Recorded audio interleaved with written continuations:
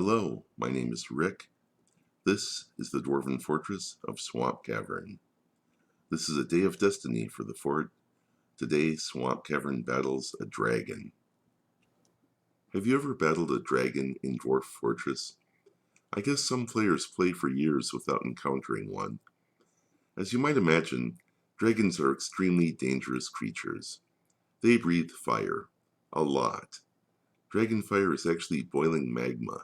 So hot that it is hotter than normal magma you would find in a volcano. A dwarf hit by dragon fire doesn't burn, is not incinerated. They melt. Instantly, I suppose. As I've learned in my previous forts, dragons are building destroyers. They like to destroy things like workshops or bridges. Bridges being used to stop them from entering a fortress, for instance. Here is what is at stake.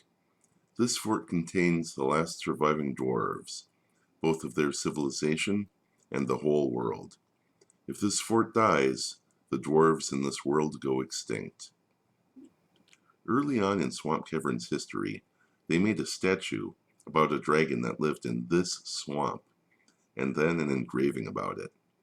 Here is the world that Swampcavern lives in, and here is the wetland known as the Mire of Obscurity, and in this blown up view of the Mire of Obscurity, here's a bunch of goblin pits, here's the fortress of Swampcavern, and here is the lair of a dragon. According to this list, he has personally melted a lot of the artifacts that Swampcavern has traded. I like to think he was sitting right at the edge of our fort, allowing caravans in, so that they could bring him tasty artifacts to destroy. So from Swampcavern's early history, they were aware they had a dragon for a neighbor, and they prepared elaborate defenses. The dwarves are armed with adamantine and steel weapons and armor. Although dragons are both tough and strong, I've seen 5th level axe users kill them with a steel axe without too much trouble before. So these dwarves are a match for the dragon if they can hit it without being melted, and shields do protect against dragon fire when used properly. It is mid-spring of the year 144, and the dwarves have just survived the 13th siege of Swampcavern. They have civilians outside the fort picking up garbage. They have a hammer squad on the surface, trying to frighten giant saltwater crocodiles into cage traps. And the crossbow teams have only just finished a training exercise in the lower levels. They're tired from the siege and the training, low on ammo, and not close to the surface. The crossbow teams that have done so much of the heavy lifting during sieges and forgotten beasts are not in a position to help much this time. In a way, this is the worst possible time for a dragon to attack Swampcavern.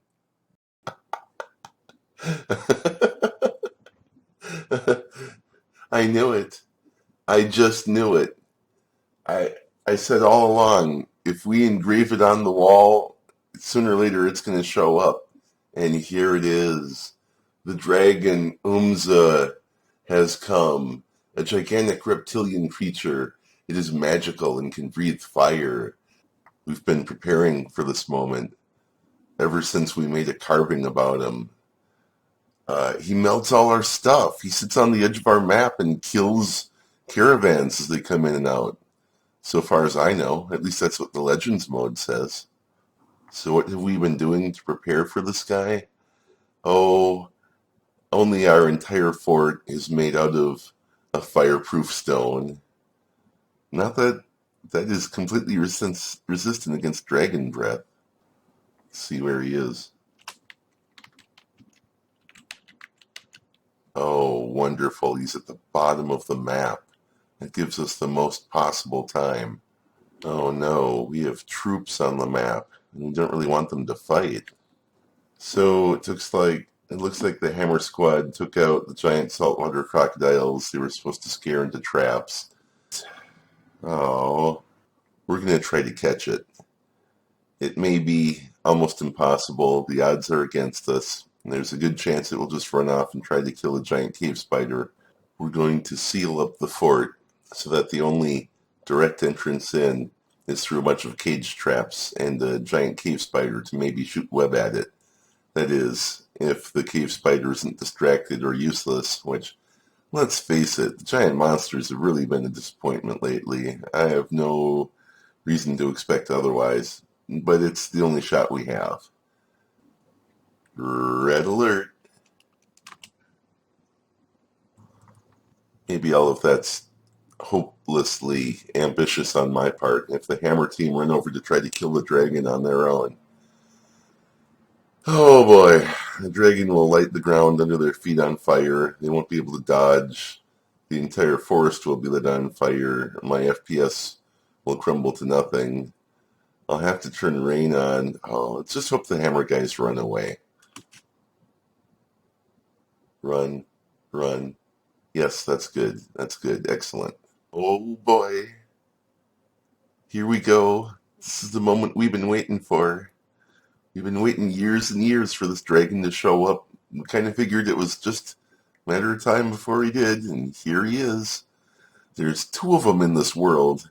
If we could capture a breeding pair, that would be amazing. If we could capture even one, that would be pretty cool. I have no reason to believe this dragon is going to cooperate with that plan. So it turns out dragons are about 3 stories tall. Who knew?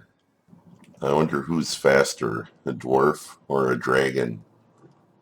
One little puff of fire from the sky and this whole forest is going up in flames, which is an extreme danger.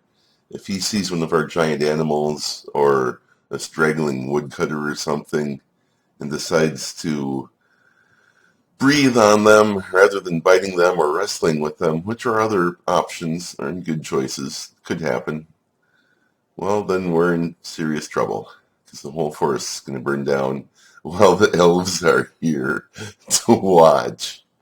I don't know if they'd blame me for that, but I can see why they might. Here comes the dragon. As soon as it gets close to the fort, we can kind of compare its size a little bit. Run, run, you fool. Put down the giant saltwater crocodile. It's slowing you down too much. You're going to cause the dragon to breathe on you. So I was just looking at which dwarves we're going to lose here in about a second. Here's Axecat the Engraver. Oh no, not Axecat. Oh. And here we have Raccoon Men the Miner, well known for their love of raccoon men. The Hammer Squad is far outpacing the people carrying the giant saltwater crocs. They're going to have no problem escaping.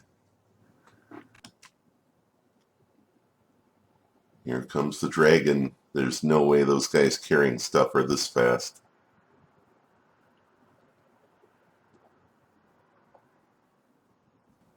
Where does this human hammer lord think he's going? Let's see if he's going the wrong way. Oh, he is. What an idiot. Here we have the dragon. Here we have Axecat the Engraver. And here we have a stubborn human hammerlord who is currently going the wrong direction.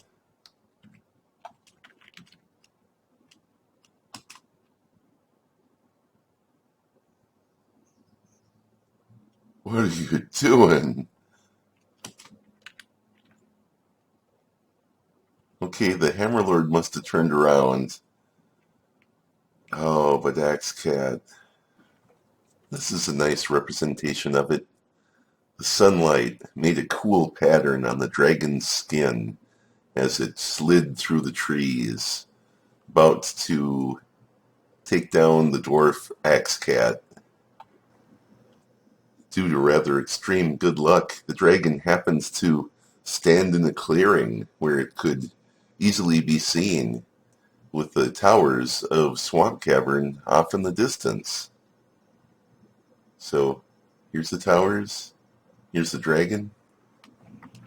The dragon paused for a moment, as if to admire how cool it looked. I wonder if we're going to get a better look at the dragon close up by the fort, and if so, what the circumstances are going to be.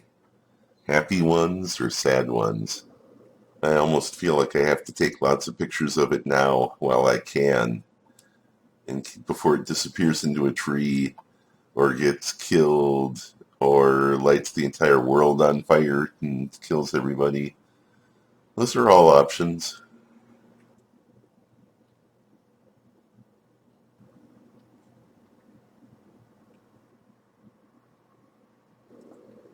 What we would like to happen is the dragon to go and fight the giant cave spider and fall in a cage trap. Although it probably is too smart for that. What's probably about to happen is X-Cat the dwarf is about to die and the world is about to get lit on fire. So here we go with that.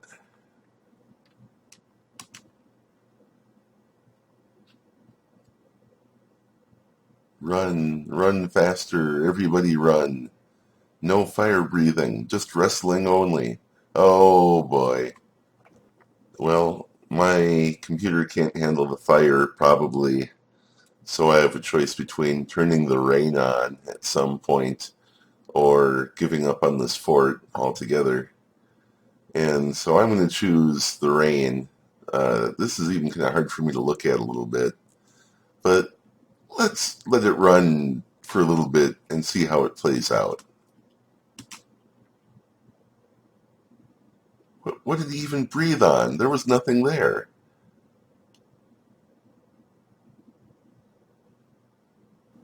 Okay, Raccoon Man, I'm so sorry. You're next. You're dead. There's no way you're going to survive the dragon attack.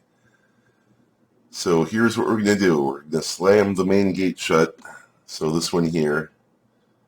We're going to slam the trade door gate shut so the dragon doesn't try to come through that way. Elves, you're on your own. Good luck. This human hammerlord here, we're giving him a chance to get inside the fort. If he's fast, and he seems to be, he probably can. And then we're going to slam this gate shut. And then the only way into the fort that's easy will be through the cage trap giant cave spider route. But just to try to slow the dragon down a little bit, I've ordered them to spring the giant cave spider trap on it just to slow it down a little bit. Who knows? We'll see what it does. Probably nothing. Probably get us some fried bugs.